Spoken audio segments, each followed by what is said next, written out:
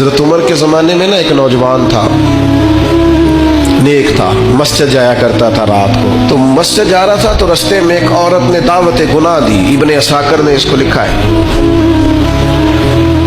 تو نوجوان تھا، خواہشات تھی، کچھ طبیعت مائل ہو گئی. ابھی ادھر جا ہی رہا تھا کہ کسی نے آیت پڑھ دی، والی من خاف مقام ربی جنتان، جو رب کے سامنے کھڑے ہونے سے ڈرے گا اللہ 2 جنتیں دے گا.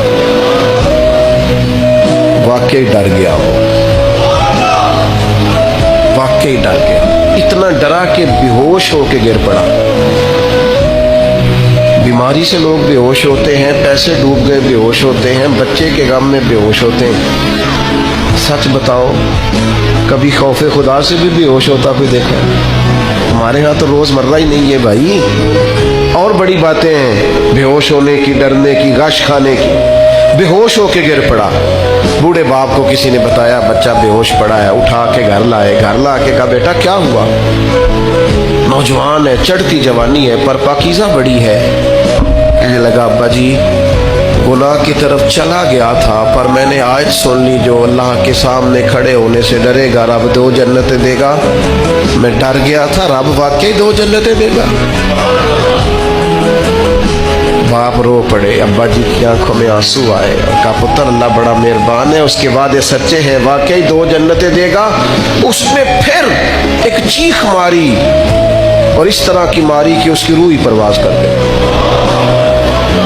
روح ہی پرواز کر گئی. کشتگان خنجر تسلیم را، عشق کی خنجر سے قتل ہو گئے لوگ.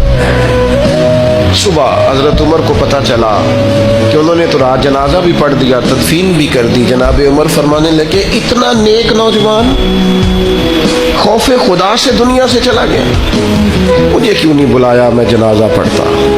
فاروق اعظم فرما رہے ہیں میرا شوق تھا میں اس کا جنازہ پڑھتا. کہ حضور آپ کو تکلیف نہیں دی. فرمایا بتاؤ قبر کہاں ہے؟ تے کامل پیر انہاں دے باہو قبر جنہ دی جیوے. حضرت فاروق اعظم قبر پہ تشریف لے گئے اور کھڑے ہو کے فرمانے لگے نوجوان مجھے امید ہے میرے رب نے تجھے 2 جنتیں دی ہوں گی. ابن عساکر کھول کے دیکھو تاریخ بغداد نے کیا لکھا ہے. حضرت سیدنا فاروق نے فرمایا امید ہے 2 جنتیں دی ہوں گی. قبر کے اندر سے بولا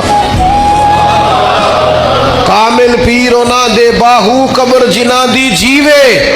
قبر کے اندر سے بولا. کہنے لگا حضور امید والی بات نہیں، رب کے وعدے سچے ہیں، اس نے واقعی مجھے 2 جنتیں عطا فرمائی. 2 جنتیں دی ہیں، میں نے اپنے مالک کو راضی پایا.